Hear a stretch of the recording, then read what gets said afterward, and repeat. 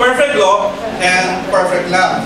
Okay? Kung nandito kayo nung first time na mag-aral tayo ng ating series na yun, perfect law and perfect love, na makikita natin ito na napakahalaga pala ng Ten Commandments sa buhay ng isang tao. Although na napakatagal ng panahon during the time of Moses, pero we believe it's still applicable pa rin sa ating mga kapanahunan. Ano po? At sabi niya, 10 utos na naman yan. Dami-dami mga utos eh, no? Merong utos ang aking asawa, tapos andyan ba nag-utos ang aking employer, ang aking mga boss. Sawang-sawa na kayo sa utos. Ano po? Kung pwede lang ninyo utos dito, pasok dito, labas doon. Alright? Pero we are talking about the Ten Commandments. Normally, sumisingit lang itong mga Ten Commandments pagka Holy Week. Diba? Nakandyan si Jesus Christ, pinanonood sa TV, yung tuwing mahal na araw, yung life ni Jesus Cristo, yung crucifixion ni Jesus Christ. Pagkatapos niya, meron din yung mga religious mga movies, katulad ng the Ten Commandments. Doon lang nare-refresh yung ating mga pinapag-aralan. We are studying the series of Ten Commandments at nakikita po natin itong Israelites. Matagal na po silang bihag at alipin as slaves from the land of Egypt. Pero sabi ni God, okay, I heard your prayers. For 450 years, nananalangin itong mga Israelites, and then suddenly, narinig ni God at tumugod si God sa panalangin ng mga Israelites. So sabi niya, okay, tutubusin kayo, palalayain ko kayo, gagawin ko kayong isang nation, but before I make you a nation, you are now my people, and you should be, ako dapat ang magiging Diyos ninyo. If you are my children, and I am your father, you have to obey me. If you will be a great nation, but I have to be your king. Ang sabi ni Lord, I want to bless you, but you have to abide by my law. Are you getting that? Ano po? You and I on this earth are bound by the law. Lahat po tayo dito. Saan ka pumunta kahit sa Pilipinas mayroong batas, and you are bound by the law. Kinakailangan mo sumunod sa batas. Kapag ang Pilipino napunta na Macau, you are bound by the law. Hindi ba? Bakit kaya mga Pilipino, ano po, kapag gano'n sa sarili nilang bansa, sila, no one is against the law. Alright? Sila yung palaging above the law. Di ba? Lahat ng mga bawal, ang Pilipino kapag nasa sarili niyang bansa, sabi niya, bawal tumawid, tatawid ako rito. Gano'n ang Pilipino eh, di ba? Bawal mag-beat ng red light, red na dinadaretso pa. Di ba? Gano'n ang Pilipino kapag nasa sariling bansa nila, hindi marunong sumunod sa batas. Pero ako ay nagtataka, bakit ang Pilipino kapag nag-abroad ng ibang bansa, napunta ng Saudi, napunta ng Macau, napunta ng Hong Kong, they are law-abiding citizen. Hindi ba? Pagka hindi pa rin tumatawid sa pedestrian line. Ano po? Marunong sumunod pala sa batas. Alright? Kaya, ano man ang mga bagay na ginagawa natin, we are bound by the law. You have to follow the rules. And you have to follow instruction and standards. Alam niyo ito, kapag kayo nagtatrabaho sa opisina, merong standards. Kapag nagtatrabaho kayo sa isang community, meron kayong rules na sinusunod. Hindi kayo pwede mag-set up ng isang table kung ikaw ay waiter na basta-basta lamang, kinakailangan merong procedures. Ganon din po mga kapatid sa paggawa ng mga bahay, you have to follow the law. Kung gaano kalalim ang pundasyon, kung gaano kalapat ang mga materyales na ginagamit mo ng mga bakal. Kasi kapag hindi mo sinunod yung batas, kung paano gumawa ng isang bahay, pwede mong gamitin ang mga raw materials. Pero ito lang sasabihin ko, pagdating ng baha, pagdating ng bagyo, pagdating ng lindol, alright, pupulutin ka sa kampungan, at sira yung ininvest mo. Gumagawa ka na rin din naman, gawin mo na ng tama. Alright? Kaya lahat po yan ay merong law, merong batas. Even the church like us, merong law at merong procedure na dapat gampanan. If there is no law, there are chaos and madness. Kaya ang Ten Commandments, hindi binigay ni God para mag-benefit ang kanyang sarili. Nakikinig po ba kayo? Alright? Binigay ni God ang Ten Commandments para sa sarili nating kapakanan. Alright? Sa inyong mga anak, meron din kayo mga bawal na ini-implement. Hindi ba? Inyong mga anak. Sino rito may mga anak? Lahat tayo, meron mga anak. Ano po? Meron kayong mga bawal sinasabi sa inyong mga anak na gusto nyong i-implement sa kanila. Especially kapag ang inyong anak ay teenager, dalaga at binata na. Yung bawal na sinasabi ninyo, ang tanong ko sa inyo, para ba sa sarili niyo yun? Hindi. Para ba sa sarili ng magulang yung sinasabi mong anak, mag-aral ka ng mabuti, hindi naman para sa magulang yun eh. Diba? Huwag kang magpapabuntis. Huwag kang unahin mo ang pag-aaral bago ang relasyon, hindi ba? Hindi naman yun para sa sarili nilang magulang.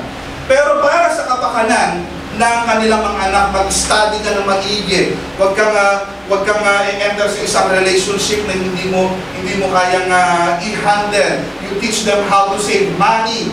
Now we are talking about the number 5. We are now series number 5 na 10 Commandments. Okay? Ano yung 10 Commandments na pinag-aralan natin? Nakakalima na po tayo. Yung first commandment, kung nandito kayo, God above all. Pangalawa, yung idols. Diba? Kung nakumpleto nyo yan. Pangatlo, yung God's name, do not use the name of the Lord of thy God in vain. Yung pang-apat, remember the Sabbath. Hindi ba? Kung ang Diyos nga nagpahinga kinakailangan mo rin magpahinga, tinuturo ng Bible yun. Kung ang makina nag-overheat, nag-overuse, ang tao din kinakailangan ng pagpapahinga. And habang nagpapahinga, Sabbath means rest. At habang nagpapahinga ka, you have to reflect the goodness of God, the blessings of God na binibigay sa iyo araw-araw. Yun yung time of reflection. And ngayon po, naka-5 na po tayo ngayon. We are talking about honor your parents. Okay? Kaya kung nakaandito kayo, nakakalima na kayo. Sino rito nakakalima na?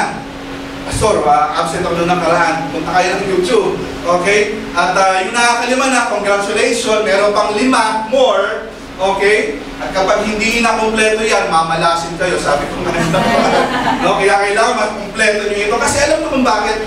Very beneficial. Nung pinapag-aralan ko itong series nito, sabi ko, ang lakas pala ng factor, no? Kapag you are abiding by the law as a citizen, na wala kang kinakatakutan, basta alam mo yung tama na ginagawa mo. No? So, ngayon, pinapag-aralan natin ngayon, honor your parents. Kinakailangan daw i-honor natin, igalang daw natin ang ating mga magulang. Sino sa inyo nabuhay pa ang inyong mga parents? Taas sa kamay. Amen. For your parents na nabuhay pa. Ano po? Nakakalungkot naman sa mga ulilang lubos na nakakaawa sila. No? Na wala na yung tatay, wala na yung nanay. Pero congratulations, ano po, dun sa mga buhay pa yung kanilang mga magulang. Honor your parents. Open your Bible in the book of Exodus, chapter 20. Kasi ang 10 Commandments na sa Exodus chapter 20, wala na kayo makikita sa Bible kung sa makikita ang 10 utos, kundi dyan lamang sa Exodus chapter 20. E pansinin nyo, take note, no? Pastor, 10 Commandments lang ba ang batas ng mga Israelita? Marami po silang mga law. But the top 10 commandments, ito yung nasulat sa Exodus chapter 20. Tumayo po tayong lahat kasi isang verse lang naman ang ating babasahin. Basahin natin siya ng sabay-sabay. Alright, are you ready? Say amen. Amen. Ready? Begin. Honor your father and your mother, that your days may be long upon the land which the Lord your God is giving you. Shall we read again? Honor your father and your mother, that your days may be prolonged upon the land which the Lord your God is giving you. Shall we pray? Dakilang Diyos, samahan mo kami habang kami ay nag-aaral. Ayaw po namin lumagpas po ito na wala po kaming konsentrasyon. Dahil mahalaga ang iyong salita, mahalaga ang iyong utos. Nagre-reflect po kami ngayon sa 5th commandment na sinasabi niyo po sa amin. Makita po namin, Panginoon, ang nakatas ng iyong salita na very nutritious, Panginoon. Maging kalakasan ito ng aming pananampalataya, pananalig sa iyo, at pamantayan namin as we journey ng aming Christian life, Panginoon Diyos, dito sa mundo ito. Maraming pong salamat sa pribilehiyo ng pagkakaaral. Ito pong aking dalangin sa pangalan po ni Cristo Jesus. Amen at amen. Maaari na po tayong sumpo. Okay, sabi dyan, honor your father and your mother, that your days may be long upon the land which the Lord thy God is giving you. The 10 Commandments, siguro sasabihin niyo, Pastor, yung 10 Commandments ay very old na eh. Kapanahunan pa yan nila Moses. Ang tagal ng panahon niyan, Pastor, siguro sasabihin ninyo, kaya nga old eh. No? Pastor, nasa New Testament na tayo, hindi na applicable yan. Pero alam po niyo mga kapatid, ang 10 Commandments, guide po natin ito, it is a principle that applicable sa mga timeless practical situation ng ating buhay araw-araw. Are you getting this? Ano po? Although na matagal ng panahon, outdated na, Old Testament, we are in New Testament, we are in the modern times now. Pero sasabihin mo, Pastor, Old Testament, pero sasabihin ko sa iyo, pwede pa yan at magagamit pa rin natin yan. Kung yun ang reason mo, ano po mga kapatid, dahil ang Ten Commandments ay Old Commandments, siguro sasabihin ko sa iyo, paano naman yung the law of gravity? Ako po'y pinanganak, meron ng law of gravity Sabi niyo, Pastor, itong law of gravity, matagal ng panahon ito, hindi ba ako pinapanganak? Meron ng law of gravity. Bago pa yan sa creation, ginawa na ni God, pero sasabihin mo, outdated ba yan? Dahil matagal ng panahon, at hindi ka ba naniniwala sa law of gravity?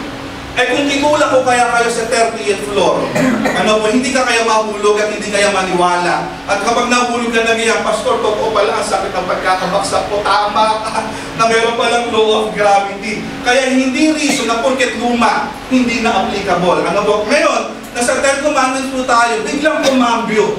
Pinag-aralan natin yung God above all, pagkatapos marami tayong mga pinag-aralan, hindi ba? Daw siya idols, pagkatapos yung third ay yung pangatlo, thou shall use the name of the Lord thy God in vain. Pagkatapos yung pang-apat nila Sunday, remember the Sabbath. Pagkatapos niyan, biglang kumambyo, after the fourth commandment, biglang kumambyo, biglang iba ang turo. Kaya, 10 commandments, yung first and fourth commandments, it talks about how to deal with your God. Alright? Pero yung 5th commandment, ito, simula sa 5 hanggang the rest, hanggang 10, it talks about our relationship with others. Kaya ito simula sa 5, 6, 7, and 8, wala tayong pag-aaralan kundi dealing our relationship with others. Kaya wala kang makikita sa Bible na patungkol sa sarili. Puros patungkol sa Diyos. Puros patungkol sa ibang mga tao. Puros makikita mo sa Bible, others, walang self, love one another, unity, sinasabi sa Bible yan, the 10 Commandments during the time of Jesus Christ. Tinanong si Jesus Christ. Remember the story? Tinanong si Jesus Christ na nabubuhay pa si Yesu Cristo. Sabi ng isang tao kay Jesus Christ, Panginoon, what is the greatest commandments? New Testament time yun during the time of Jesus Christ. Sumagot si Jesus Christ in the book of Matthew chapter 22, verse 37 and 38. Sabi ni Jesus Christ, ito ang mahalagang utos ng Diyos. Ang sabi niya, Jesus said unto him, you shall love the Lord your God with all your heart, with all your soul, and with all your mind. And this is the great commandments. Alright, and then verse 37, hindi pa tapos. Sabi niya, meron pa. And this is the great commandment. The second is like it. You shall love your neighbor as yourself. Kita niyo, nahati pala sa dalawa ang utos ng Diyos, ang law ni God. First, mahalin mo ang Diyos. Pangalawa, mahalin mo ang iyong kapwa. Love your neighbor, na katulad din ng pagmamahal mo sa iyong sarili. Ang tanong sa iyo, mahal mo ba ang iyong sarili? Sinong tumanggi at kinaiinisan niya ang kanyang sarili? Meron bang taong gano'n? Inis na inis ko. Tumingin sa mirror. Sabi sa mirror, naiinis ako sa iyo. Wala ka makikitang taong nilalang na gano'n, no? Kahit gaano ang itsura mo sa salamin, wala kang ibang kakampi sa mundong ito, kundi yung sarili mo lang. Kaya walang magsasabi sa na kinamumuhian mo yung sarili mo. Kaya sabi sa 10 utos, mahalin mo ang Diyos. At nahati sa dalawa, no? Mahalin mo yung kapwa, mahalin mo yung neighbor, na katulad din ng pagmamahal at pag-aalaga mo sa iyong sarili. Alright? Are you getting this? Before you can, the 5th commandment talks about honoring the parents. Okay? Before you can relate outside, you have to make sure maayos ang relationship mo sa loob ng bahay. Kasi, marami ako maalam na mga tao, mga kapatid, na maganda ang relationship nila sa labas.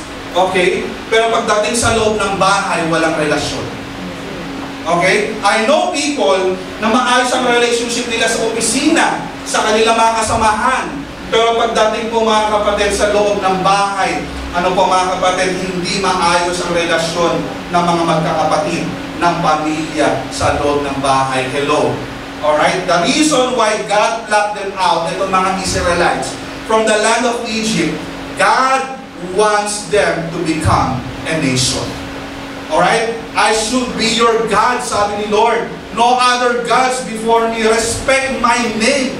Worship me during the day of Sabbath. Sabi ni Lord, now you are a nation you should function as a family.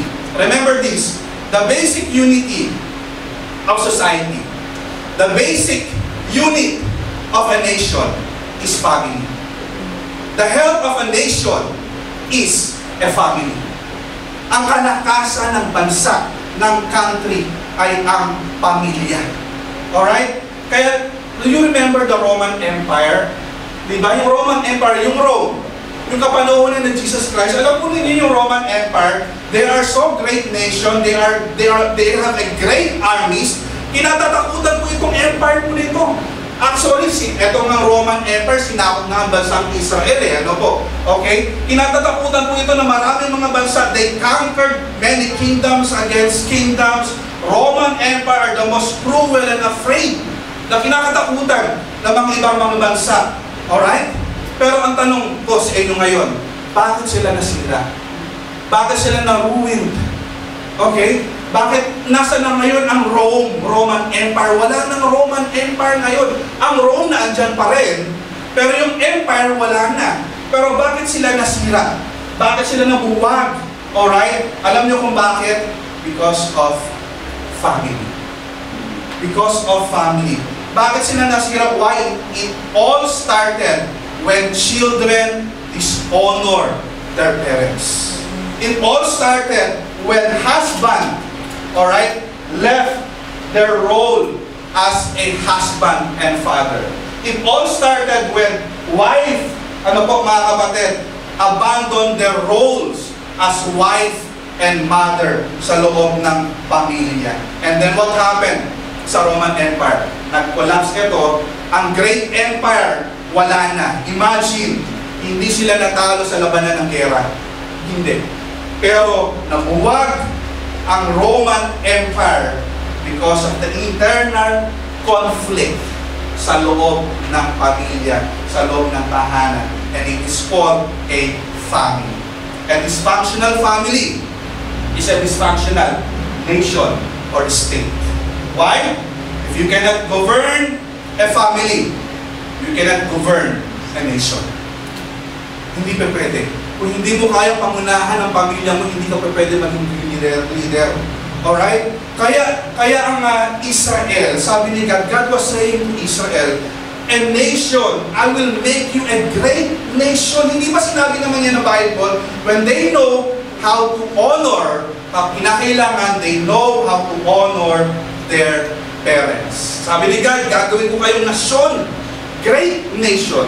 Pero kinakailangan, alam dapat ninyo, bawang mga miyembro ng pamilya sa loob ng bansa, alam dapat nilang i-honor at igalang ang kanilang mga magulang. Because a strong family builds a strong nation.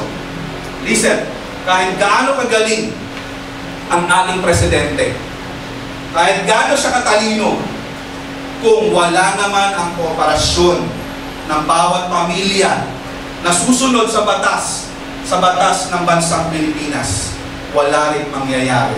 Our nation will never be a great nation. Tandaan po ninyo yan. Kasi lahat yan ay nagsisimula sa bawat pamilya. Ngayon, we're talking about honor our parents. Ano yung makikita natin? Sino ba yung dapat natin i-honor? Panguna, makikita po natin dyan, who do we honor? Who do we honor? Exodus chapter 20 verse 12, honor your father and your mother. Hindi ba malinaw? Basahin nga natin ulit. Honor your father and your mother. Alam po ninyo, during the patriarch's time, women, wala po silang rights. Kundi yung lalaki lang. Kaya ikaw, kapag nabuhay ka nung kapanahonan nila Abraham, kapanahonan nila King Arthur, kapanahonan nilang mga The Clash of Clans, ay The Clash of ano ba yung pinanood ko ng yung Games of Thrones, alam niyo yun? Alright? Walang rights ang babae, kundi ang laging bida, yung lalaki. Alright? Ang lalaki ang merong mas malaking bahagi pagdating sa hatian ng kayamanan. Noong time na yun, ang lalaki po mga kapatid, ang mas binibigyan ng halaga kaysa sa babae. Ang lalaki po mga kapatid, siya yung next in line sa kingdom kahit meron siyang ate. At yung lalaki ay bunso, siya pa yung next in kingdom para maging hari. Kaya yung babae, during the patriarch's time, walang halaga ang babae. Alright? Pero, yung time na nga nun ang mga babae, pambayad ng utang Wala kasing halaga. Ang mga babae, nung kapanahunan po na yun, ano po mga kapatid, walang value. And then all of a sudden, pagsingit ng Bible, tingnan nyo yun, di ba? Pagsingit ng Bible, binigyan ng halaga ang babae. Amen? Di mo ba? Sabi nyo, honor your father and your mother. Nagkaroon ng importansya ang babae. Merong equal rights na ngayon ang lalaki tsaka yung babae. Honor your father and your mother. Problem nowadays, a lot of parents now, listen to me parents, they seek to be loved by their children rather than to be honored. Yun po ang problema natin ngayon. Are you listening mga magulang? Ano po mga kapatid? Ang mga magulang at mga nanay, mas gusto nilang iniibig sila ng kanilang anak instead na dapat silang i-honor. Alright? Marami mga parents ngayon, ayaw mabad trip ang kanilang mga anak. Alam niyo yun? Ang nanay, na mayroong anak dito sa Macau. So, sister ko, pagdating mo lang ng anak mo, Sister Grace, malaki na si Ezekiel, malalaman mo din ito. Alam niyo yan na meron kayong anak, hindi mo, ayaw nyo na ba-bad trip ang inyong mga anak, kahit na pinagbawalan ninyo, and then later on, sinasabi mo, bawal yan, hindi kita ibibili, iyak ng iyak yung mga anak. Ang nangyayari, kahit anong disiplina ng anak, and then later on, in the later end, ano po, susunod din ng magulang. Natatalo siya. Ibigay din yung magulang, ano po mga kapatid, pagdating sa dulo. Kaya ano nangyayari? It produces spoiled brats. Hindi ba? Hindi ba? Hindi lang mga Pilipino, kundi mga Chinese, yung mga laking Portuguese dito. Ano po mga kapatid? Kaya naawa ko si spoiled brats sila. No? Naawa ko sa mga bata ngayon, mga kabataan ngayon. Lalo na dito sa Macau. Kapag ka nagpaa sa buhanginan, diring-diring. No? Nagpaa, samantal, wow, grabe naman ang mga bata dito sa Macau, sa abroad. Magpaa lang, magtalampak na gano'n. Lumagpak lang yung kanilang paa dun sa lupa, sa buhangin. Diring-diri na sila na gano'n. No, diring-diri na. Samantal yung mga bata sa Pilipinas. No, takbo dito, takbo doon, walang saplot, nakapaa, akyat dito, okay lang sa kanila. Hindi ba? Hindi marunong maghimay ng hipon. No? Hindi marunong maghimay ng hipon na inihimayan pa ng yaya, inihimayan pa ng nanay, ano po. Hindi marunong magtali ng sintas ng sapatos. Okay, hindi marunong magsuot ng butones ng damit. No po, kapag nagay naiirita siya pag hindi niya mapasok yung butones sa loob ng kanyang damit, gano'n, hinihimatay, umiiyak na gano'n, hindi ko magawa, nanay, tulungan mo ko. No? Kawawa yung mga bata na mga ganyan mga klase pag hindi nila kaya kung ano yung mga ginagawa. Kaya ito, ginagawa ng mga parents sa kanilang mga anak. They long to be loved, that to be honored. Alam po ninyo, hindi ba lahat tayo guilty dito? We parents are not commanded to be loved. We are commanded by our parents to be honored. Tama. Kasi ang sabi sa Bible, hindi naman sinabi sa Bible na love your parents. Hindi ba? Binasa lang natin kanina eh. Hindi naman sinabi sa Exodus chapter 20. Hindi naman sinabi sa Exodus chapter 20 na love your father and your mother. Kundi ang sabi dyan, honor. Hindi love your father and your mother. Kundi sabi, honor. Whether your parents are good or bad, kinakailangan mong i-honor ang iyong tatay tsaka yung nanay. Are you listening? Kinakailangan mo silang i-respeto unconditionally. Alright? Kasi yan ang sabi ng Bible eh. Give them high value. Yun yung sinasabi yung pagbibigay ng honor. Give them high value. Kung buhay pa yung nanay mo, tatay mo, give them high value. Huwag mo silang itrato, buhay pa sila na para ng patay. Are you listening? Yes. Ano po? Bigyan mo sila ng high value kahit hindi sila nakapagtapos sa pag-aaral. Anak, kung ikaw ang anak, give them high value. Kahit ang trabaho lang nila ay labandera, no? At ang tatay mo ay karpentero o magbubuti. Anumang uri na trabaho sila meron. At ngayon ay nakapag-abroad ka na. Hindi ka makakapag-abroad kung hindi tayo sa kanila. Totoo ba? Nag-usap lang tayo, nagkikwentuhan lang po tayo. Ano po, hindi mo mararating ang kinaroroonan mo ngayon. Walang pag-iipon, pagsisikap ng iyong magulang, ano po mga kapatid, kaya give them high value. Kahit amoy lupa sila, no? Kahit amoy lupa sila, hug them and kiss them. Kahit magbabagal silang maglakad, hintayin mo sila maglakad, anganan mo yung kamay, magsabay kayong lumakad. Dahil hindi naman corny na makita ng buong madlang people na yung anak hinahawakan niya yung nanay niya, na lolo na gano'n, naglalakad na gano'n. Mas maganda nga makita yun na madlang people, wow, talagang good ehemplo nito, kakaibang anak nito. Kapag meron ako nakikita sa kalsada na yung anak hinahawakan yung nanay niya na gano'n, lolo na siya, pero siya, makasing edad ko lang, kasing edad lang ninyo. No, kung tuwa ako, sabi ko, wow, talaga, marami ko nakikita sa mga street, pero ito kakaiba. Yung sinahabol ko pa ng picture eh. Nasa kalsada ko na gano'n eh. Kaya meron ako street photography eh. Tanganan mo yung kamay. Ano po, kahit na paulit-ulit silang magkwento, wag na parang sirang plaka. Doon ka lang, huwag kang aalis. Stay there. Listen. Huwag mong ibablog. Narinig ko na yung tayo, ilang beses mo na yung napuli. Parang ano sirang plaka. No? Tuwing magiging tayo. Kasi, alam mo bakit? Ang point lamang puro, gusto niyang makasama ka lamang niya. No? Gusto lang niya na may cherish lang niya yung pagkakataon, yung presence mo, nakasama ka niya. Kaya, yung mga kapatid, honor your parents. Minsan nga, kikwentuhan kami ni Dale. Kayo rin, mga magulang, no? Meron na rin kayo mga anak siguro, na pagkwentuhan din ninyo ito na mag-asawa. Kikwentuhan kami dito ni Sister Dory minsan. Sabi ko, pagtanda kaya natin, Sister Dory, would you think na our son, kasi isa lang anak namin eh, i-honor kaya tayo ng ating anak. Sabi naman yan, depende sa kanya. No? Pero, kayo din ganun eh, di ba?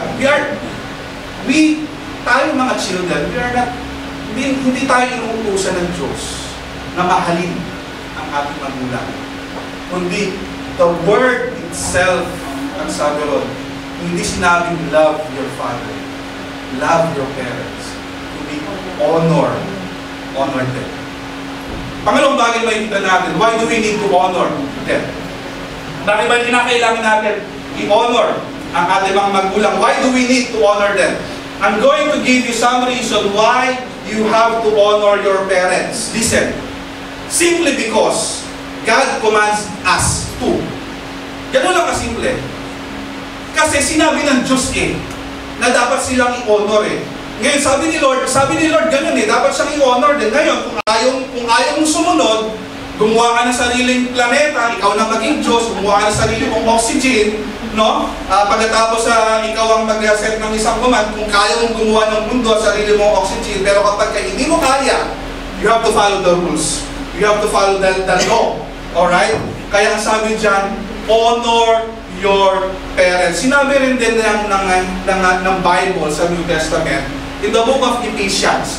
Kaya ang ganda ng Bible kapag pinapag-aralan mo Sinabi sa Old Testament, meron din sinabi sa New Testament.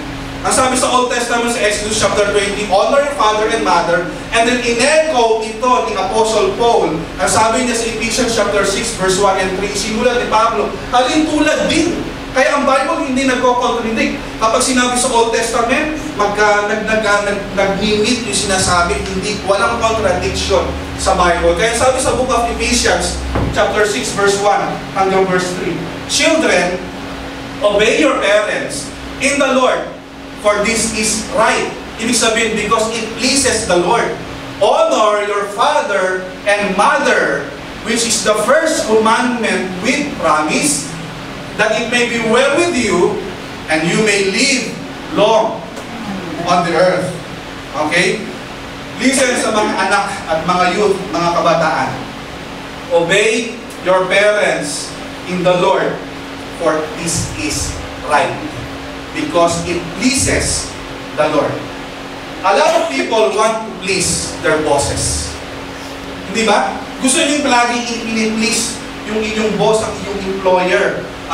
Siguro, kung ikaw ay nasa Venetian, ikaw ay nasa Wii, nasa hotel industry, sa office, you want to please your boss. Siguro, kaya kung gusto i-please ang inyong boss, makita niyo yung trabaho, alright, para ma-promote, hindi ba one way din yan, no? Para ma-promote ka, o kaya, para ma-increase naman yung iyong salary.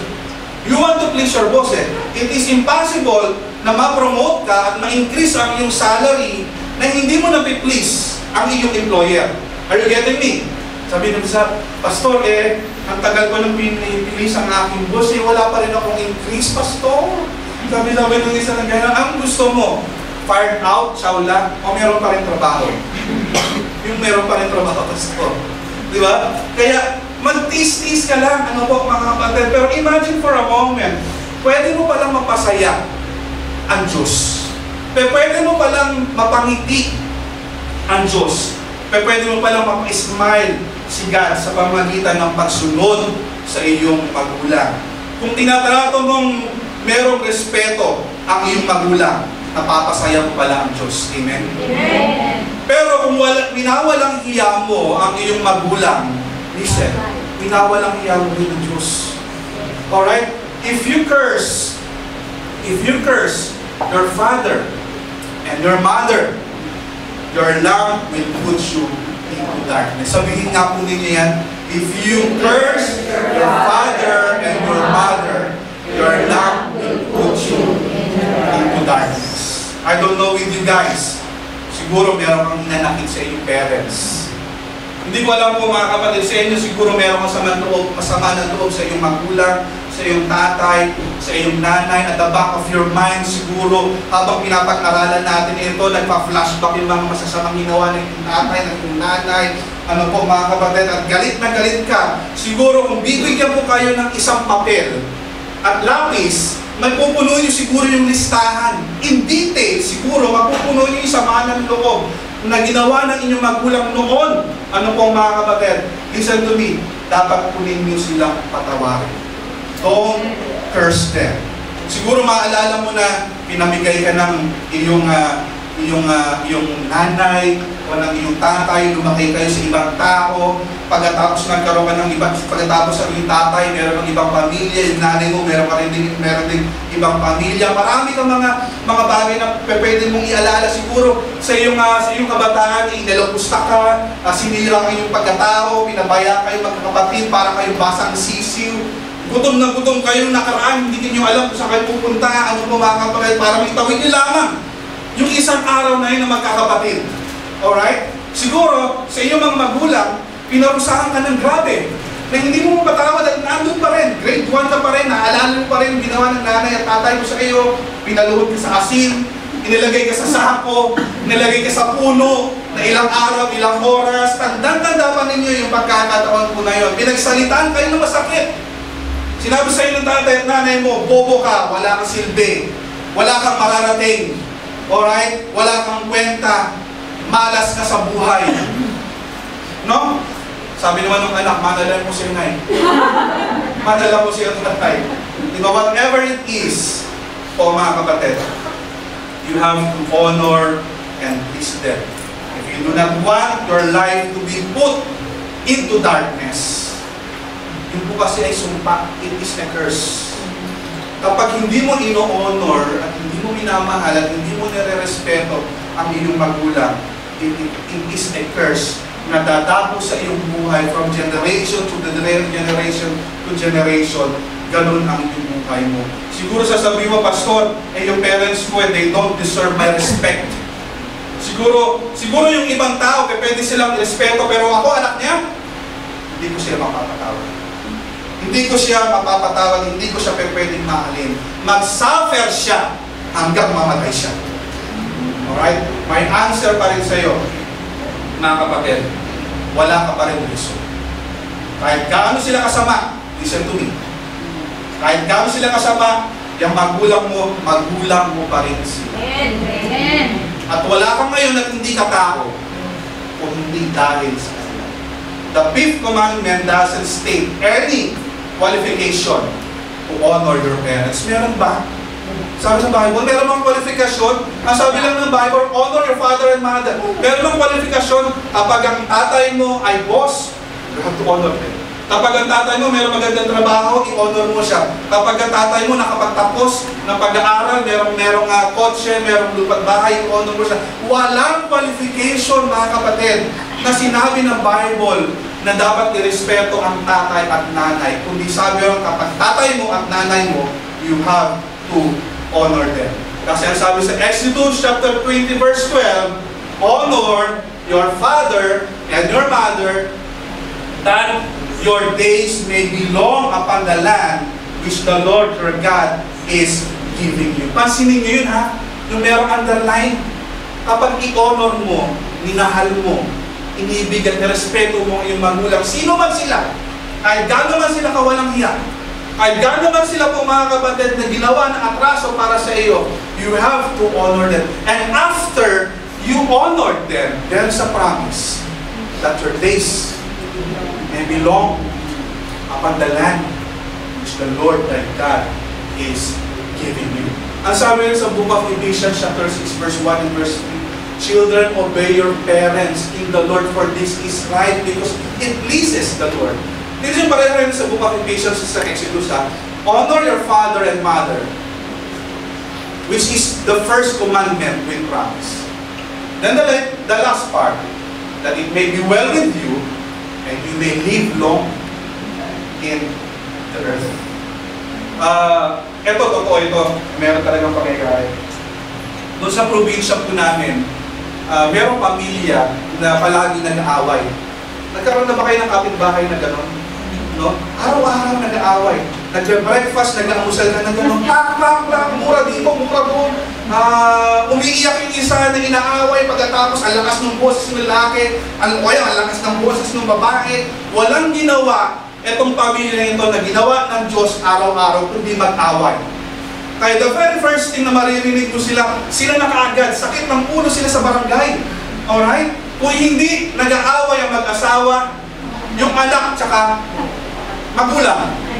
Ganon lang ang channel. Pwede ko ilipat. Ano kaya pwede ko marinig? Ilipat ko sa channel. Kung hindi nag-aaway yung mag-asawa, nag-aaway yung nanay tsaka yung anak. O kaya yung anak tsaka yung tatay. Ganon lang po ang nangyayari. O kaya, ang nangyayari, yung anak tsaka sa anak, magkakapatid, nag-aaway.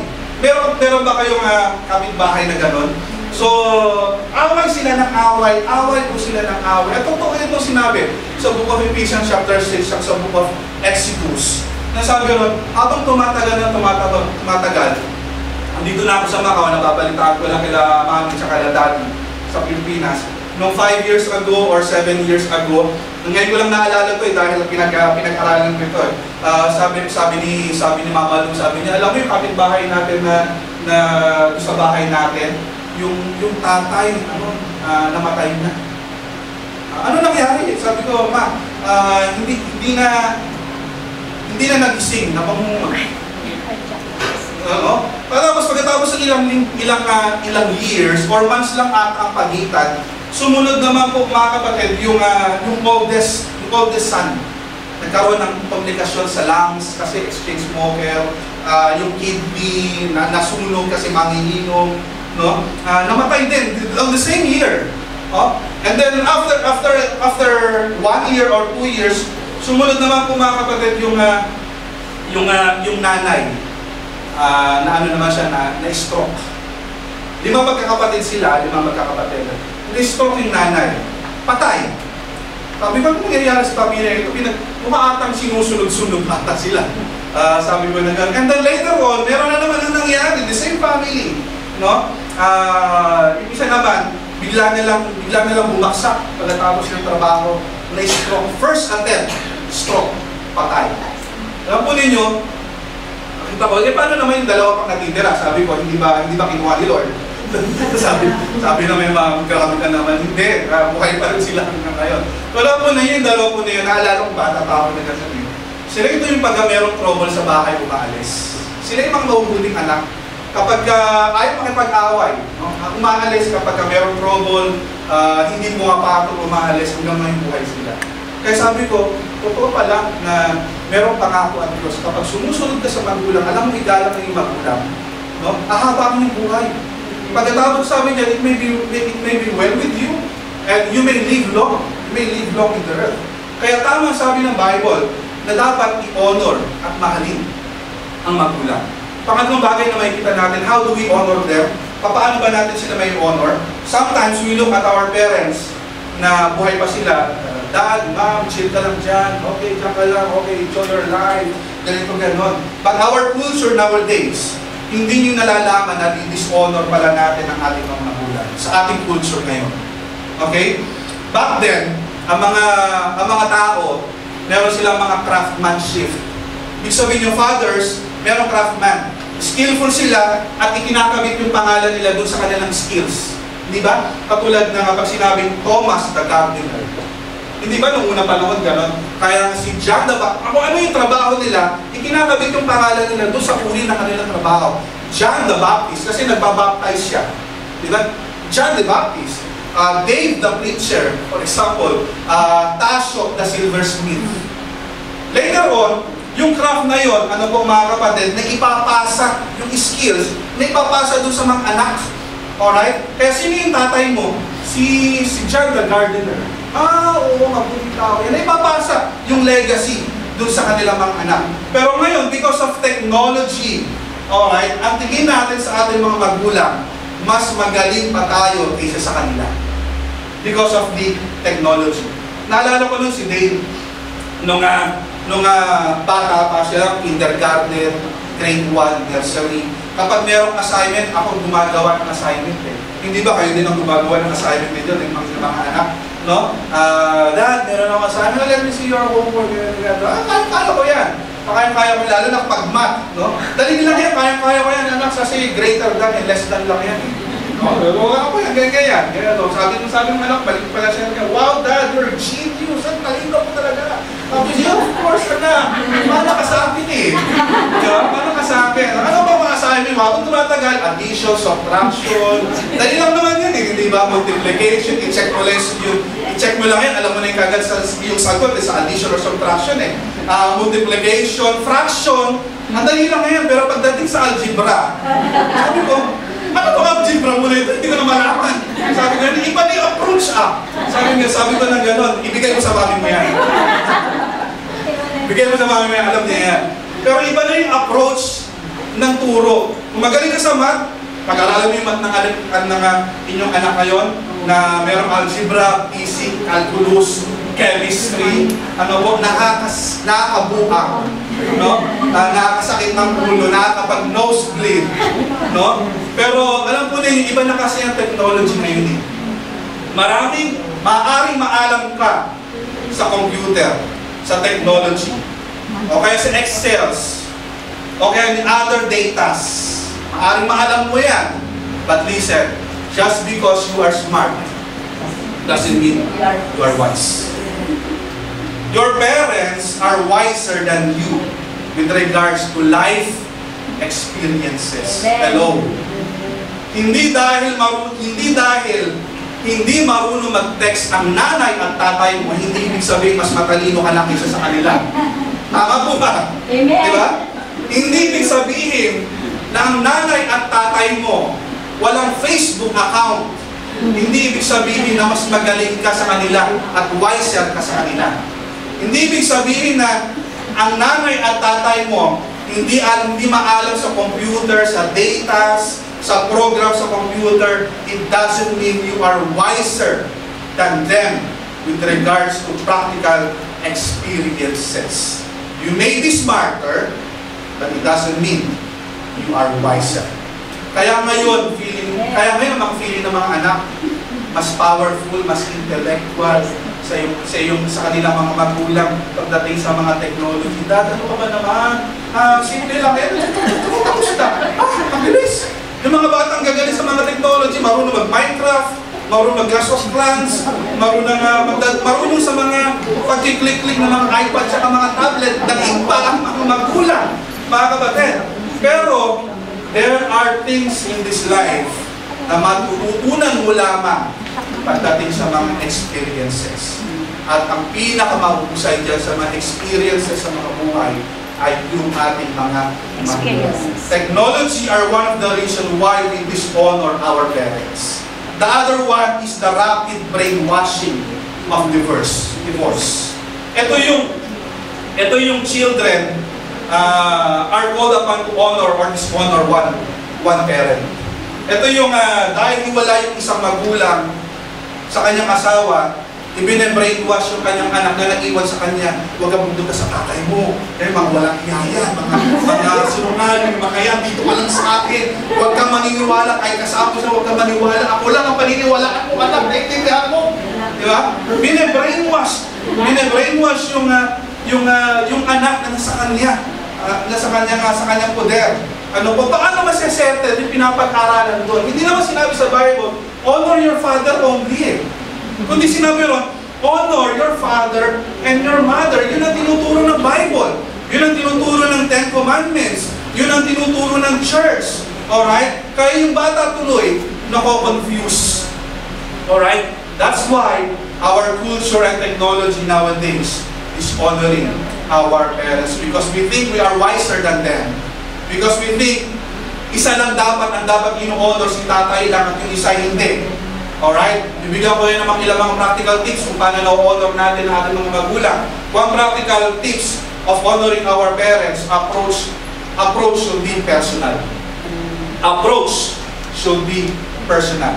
Kinakailangan ang approach mo personal. Sabi ko kasi inyo buhay pa ang ilan ng mga tatay at nanay nyo sa Pilipinas. Your approach should be personal. Ang pagsasapit, listen to me, look at me, pagsasapit ang birthday ng tatay at nanay nyo, huwag mong padaanin yung pagbati sa iyong anak na natin. Are you getting me?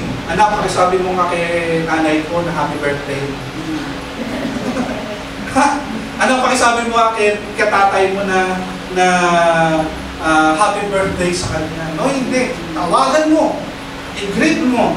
Personalize mo. Yung pagbati mo sa iyong magulang. Huwag mong padaanin sa kapitbahay mo. Yung kapitbahay mo magsasabi ito sa tatay mo. Alright? Pangalawang bagay, if you are single, spend more time with your parents. Ikaw ay single, you should spend your time with your parents. Dahil pag meron ka ng asawa, wala ka ng time sa magulang mo. Hindi yung habang dalaga ka, teenager ka, o wala ka pang, 50 years old ka pa rin, dalaga ka pa rin. Spend time with your parents. Kung teenager ka, i-challenge mo yung pagkakataon na yun na kapilin mo at ka-fellowship mo yung magulang, yung tatay at nanay mo. Huwag ka puros barkada, huwag ka puros dota, huwag ka puros boyfriend or girlfriend or relationship na inaatupag mo. Alright? Kasi pagdating ng panahon na magkakaroon ka ng pamilya, iiwan mo sila. Biblical naman yun eh. Diba? At sasabi ka at magsasama ka ng iyong asawa. Kasi kailan, ang tanong dyan, kailan ba pwede natin hindi dapat sundin ang ating magulang? Listening, kailan ba dapat na hindi pwede sundin ang ating magulang? Kasi ang sabi dyan, children, obey your parents, for this is right. Because it pleases the Lord. Kailan ba dapat na hindi natin sinusunod ang ating magulang? Ang sagot, when parents are not in line with the will of God, huwag mong sundin. Kapag meron siyang itinuturo na mali, na alam mo color black, na alam mo hindi pwede, huwag mong sundin. Ang sabi ng Bible, kapag tama, sundin mo, kapag hindi tama, huwag mong sundin. Pag sinabi ng magulang mo, ng tatay mo, anak, merong bagong refrigerator ang kapitbahay, White Westinghouse, pumunta ka nga doon, nakawin mo yung refrigerator niya. No? Sabi na, paano ka nakawin ng refrigerator tayo? Laki-laki noon. Pero pwede kong buhatin. Bakit hindi? Kaya kong buhatin. Pero kung saan nakalagay, kung itatanong ng may-ari, sabihin mo na misplace niya lang. Pero pwede bang ganon? No? Hindi pa pwede. Alright? Merong isang maglolo, yung lolo tsaka yung kanyang apo. Sabi nung lolo, nakita niya merong parating doon sa kanilang bahay. Eh yung kanyang apo, absent sa school. Ang sabi ng kanyang lolo, "Apo, magtago ka na, andyan ang teacher mo, ang kaklase mo, absent ka pa naman na yun." Ang sabi ng kanyang apo, "Nako, lolo, magtago ka din, lolo. Kasi sabi ko, namatay ka. Kaya ako absent." Ang kulit eh, no? Kasi alam niyo kung bakit? Paminsan ganun eh, di ba? Tinuturo natin sa ating mga anak, "Wag mo sabihin na dito ko, anak ha." Sa kwarto lang siya, sabi ko, "Nanay, wala daw po siya." Di ba? Pero napakatotoo kasi. Di ba? Tinuturo natin sa ating mga anak na hindi naman talaga pwede, pero ginagawa natin. Isinasangkot natin siya sa krimen na gusto natin, na walang kamukhang-mukhang ang bata sa krimen ng magulang. Listen to me. Merong isang, ito eh. Kung nakita nyo ito, merong isang ako nakita sa Facebook, The Letter from a Death Row Inmate. Nung ito ay December 13, year 2015, na nai-publish sa personal status or update po niya, which included the purported last word of a condemned man, titled The Last Wish. Sinulat po rito yung last wish nung mabibitay na lalaki nito. Sabi niya, allow me to read it with you. A death row inmate waiting execution as a last wish, a pencil and a paper. After writing for several meetings, the convicted called the prison guard and asked that this letter be handed over to his biological mother. The letter said, "Mother, if there were justice in this world, we will be both executed, and not just me. You are as guilty as I am for the life I led. Remind yourself when I stole and bring home the bicycle of a boy like me. You helped me to hide the bicycle of my father, did not see it. Do you remember the time I stole the money from the neighbor's wallet? You went with me to the mall to spend it. Do you remember when I argued with my father and his gun? He just wanted to correct me because I stole that final result of competition, and for that I had been expelled. Mom, I was just a child. Shortly after, I became a troubled teenager, and now I am pretty malformed man. Mom, I was just a child in need of correction, but not an approval. But I forgive you. I just want this letter to teach the greatest number of parents in this world, so they can know what makes all people good or bad. Thank you, Mother, for giving me life and also helping me to lose it. Your child, sabi rin sa Pagkabulit, your child offended. Nakalungkot, no? All because of a parent, a father or a mother, na ini-spoil sa maling katuan para sa kanila mga anak. If you have a parents na meron kang bad experience sa kanila, I don't know with you, alright? How do you honor them? Siguro sabihin nyo, na-abandon ka, tinurungan ka ng masama, verbally abused ka, nilamas tanganan ka, hindi mo makalimutan yung mga sugat, nararamdaman mo pa rin kapag naalala mo yung mga experience mo na yun. Alright? If you are Christian, listen, you have to receive the love of God and you have to forgive them. Amen. Ang una dyan, kinakailangan mo, you have to pray for them. You have to pray for them. Pray for your parents. O, hindi mo na may babalik yung nakaraan eh. Hindi na. Kung meron na siyang ibang pamilya, at ikaw ay nagsasarili lang naman, pray for them. At naiintindihan mo naman ang turo ng salita ng Diyos. Sabihin mo, Lord, tulungan mo ko na maalis yung sama ng loob ko sa aking magulang. Pray for them. Hindi yung prayer na mamatay na silang lahat. Kasama yung aso. Hindi mo ganun. Tamaan sa kanila ng kilat. Talagang galit na galit ka. No, pray. Pray for them. Pangalawa, do not big mouthing on them. Do not big mouthing on them. Porkit rich ka ngayon, nilalait mo na magulang mo. Kapag mayroong reunion, hindi mo nga masabi yung pangalan na, hindi mo nga masabi yung tatay mo, yung word na tatay sa nanay kapag ka mayroong reunion. Ang sinasabi mo lang kapag mayroong reunion, si ano, yung kapatid mo, ganito, ganyan, iniwan na kami na, di ganito. Diba? Kasi rich ka na. Diba? Do not big mouthing on them. Pangatlo, ask God for God's grace. Kung overshadow you, ask God. Ask for God's grace to overshadow you. Mahirap, yes. Di madali. Matagal. Maghilom ang sugat. I know. But I believe, by the grace of God, you can be free from that unforgiving spirit. Matagal ka nang nakagapos sa sama ng loob. Ask God for God's grace to overshadow you. Kasi ang sabi sa book of Ephesians, you have to obey your parents, for this is right, because it pleases the Lord. No condition, because it pleases the Lord. Honor your father and your mother, which is the first commandment with promise, the line that it may be well with you, and you may live long on the earth. Listen to me now. Wala kayong makikita sa 10 Commandments na mayroong promise. Kundi dito lang sa Commandment number 5. Sinabi, do not kill. Walang promise. Diba? Do not steal. Walang promise. Diba? Do not covet. Walang promise. Pero only in Commandment number 5 ay mayroong promise. What is the promise? Ang sabi ron, if you honor your father and your mother, sabi ron, I will bless you and I will prolong your life. This is the 2 commandments. Ano po? I will bless you and I will prolong your life. Here's the thing. If you overlook those offenses made by your father, made by your mother, God can turn that curse into a blessing.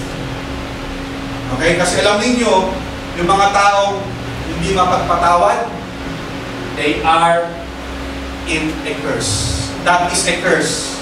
Sabi mo siguro, hindi ko kaya patawarin ng nanay at tatay ko, pastor, pagkatapos sila akong ganituhin, pagkatapos nila akong lapastanganin, pagkatapos sila akong sabihin ng ganito, o saan na sila ngayon? Ako, nandito na ako ngayon. Malakas, meron tinapos, meron magandang trabaho, bahala sila sa kanilang pamilya.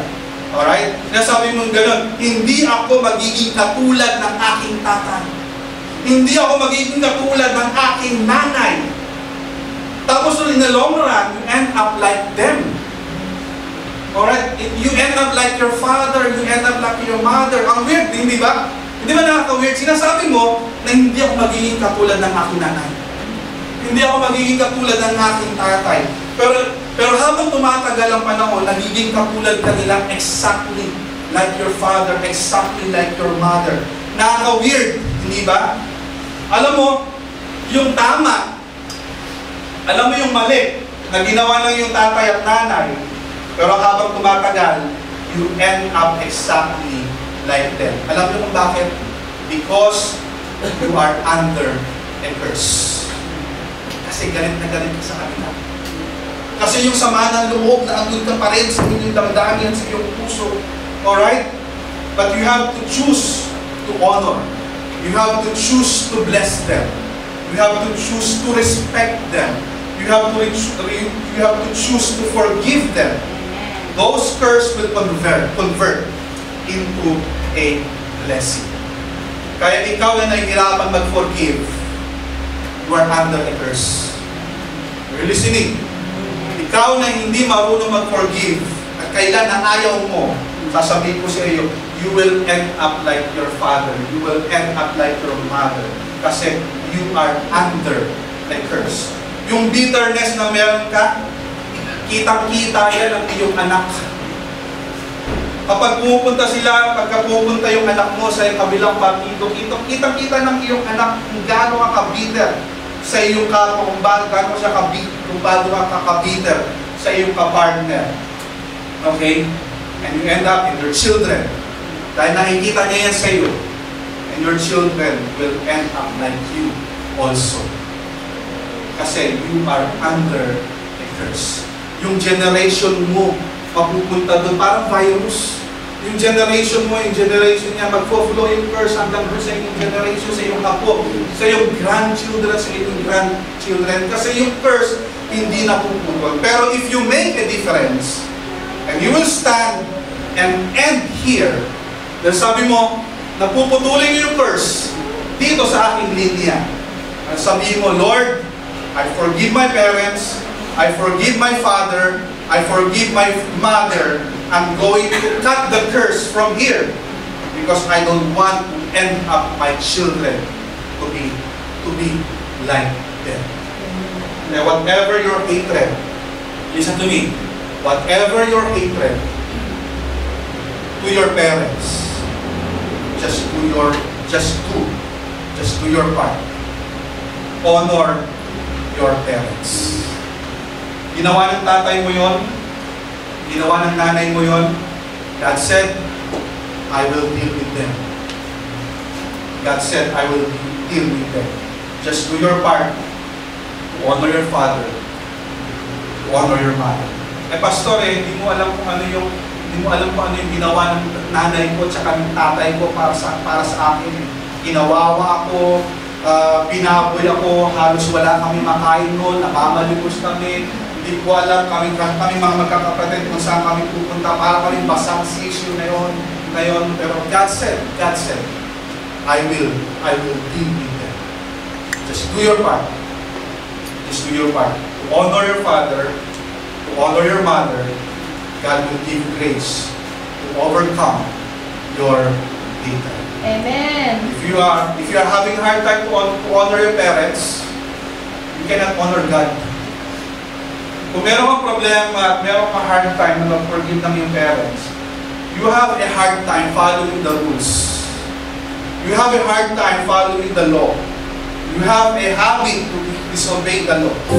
If people start honoring their families, that family, we can build a strong nation.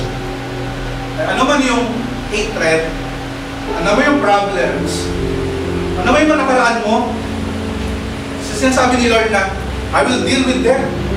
Just do your part. Honor them. Kahit sila masama, kahit sila ganito, ganyan, ganon, I will deal with them. I would like to, kumain tayong lahat.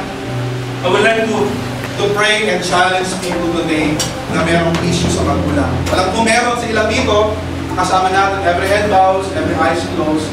Alam ko merong isa, dalawa, tatlo, lima, nandito sa congregation nito na merong issue sa kanilang parents, sa kanilang magulang. Siguro sinasabi mo sa sarili mo, wala naman akong issue sa aking magulang, pastor. O kaya dinident magulang. But you know from the core of your heart, merong something, merong issue ka sa tatay at nanay. It is time to set free today. It is time for you to cut the curse today. It is time to say, Lord, you've loved me.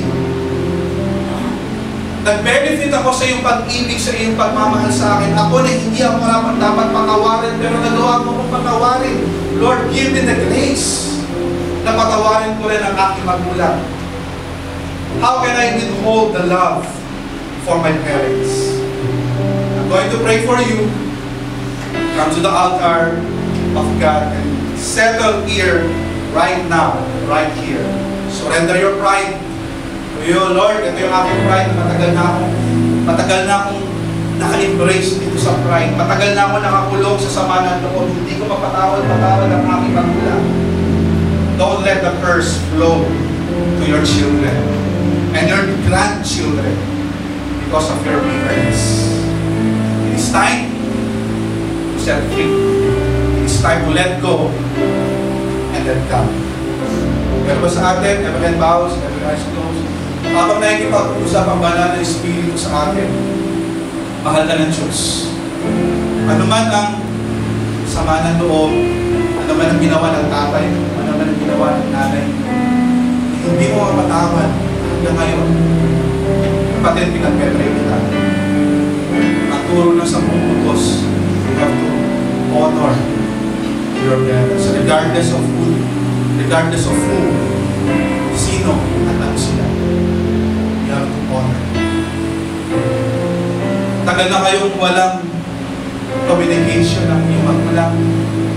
Sana pagkatapos ng service nito, i-text mo sila. Sabihin mo sila, kamustahin mo sila. Ang dami na ngayon mga ways, mga communications, at yan ang mga social media. Hindi naman sila marunong mag-text, hindi naman sila marunong mag-Facebook, o mag-timeline, o mag-video calls. Call them.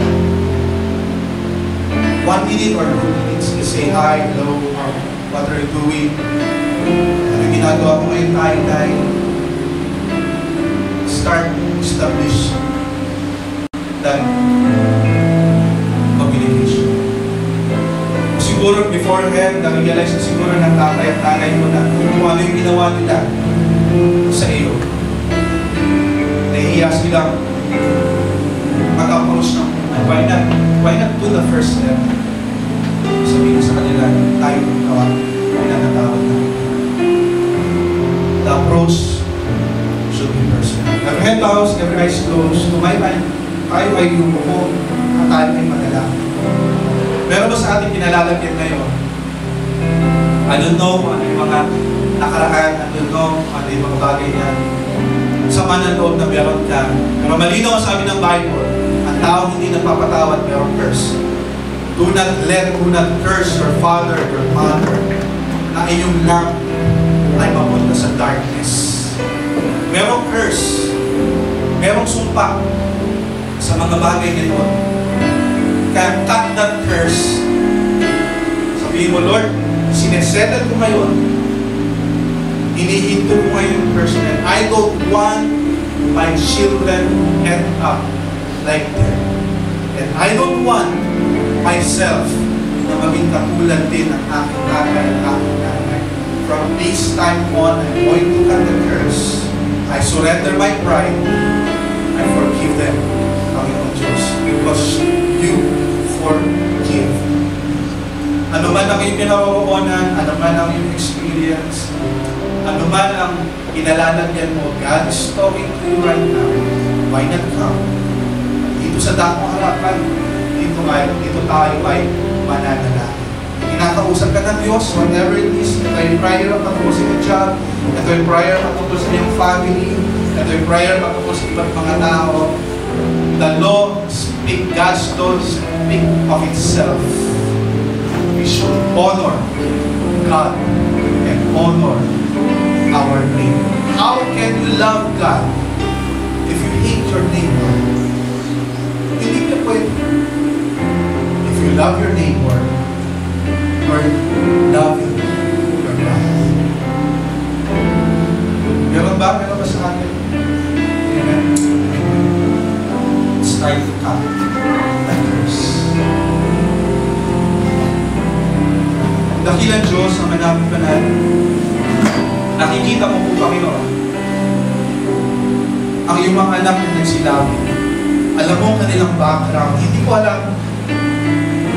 alam kung gano'ng kalalim ang kanilang sugat sa kanilang biological parents. Ang iba sa kanila hindi nila nakita. Ang iba sa kanila, Panginoon Diyos, nagsarilin. Hindi nabuyo ng kanilang sarili. Panginoon, mahirap man gawin sa part ko nila. Masakit man sa part ko nila. Matagal man. Ito maghilo. We know that, Panginoon Diyos. But I pray, Lord, give them the grace na mapagtagumpayan po nila. Sila po ay lumayan sa sama ng Diyos. Sila po, Panginoon Diyos, ay lumayan sa mga nakaraan ng mga experience. Lord, Father God, ihil mo po, Panginoon, ang sugat ng mga nakaraan.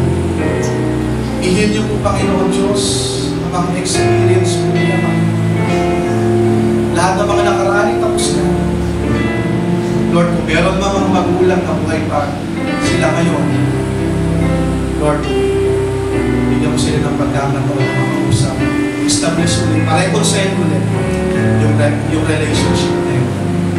Maaaring hindi na ulit may tutuwid ang mga pagkakataon na the relationship, the forgiveness will start sa buhay ng iyong dahil ito po may dapat.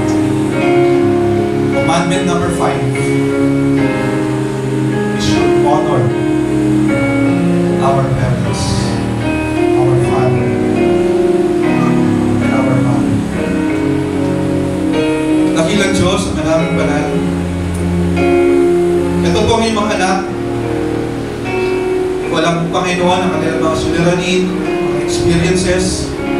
Panginoon, ang alam ko lang ay lumapit sila. Ang alam ko lang, meron sila pinadalangin sa iyo. Hindi ko alam kung sino, kung ano.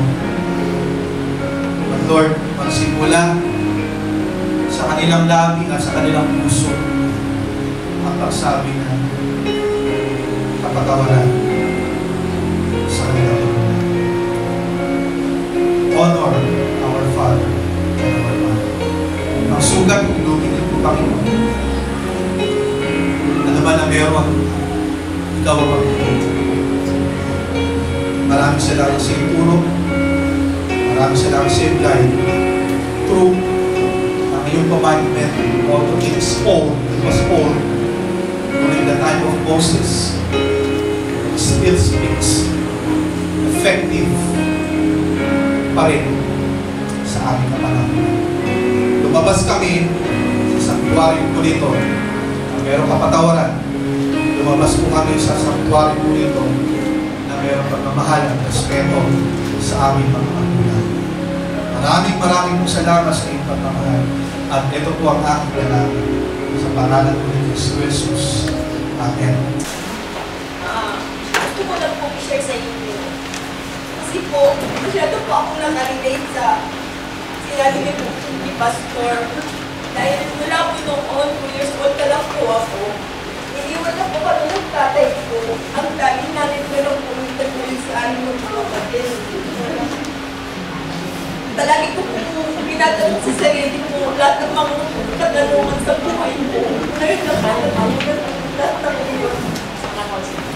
Dahil kahit na anong gawin ko po, hindi ko po kaya patawarin ang tatay ko sa mga ginawa niya sa amin.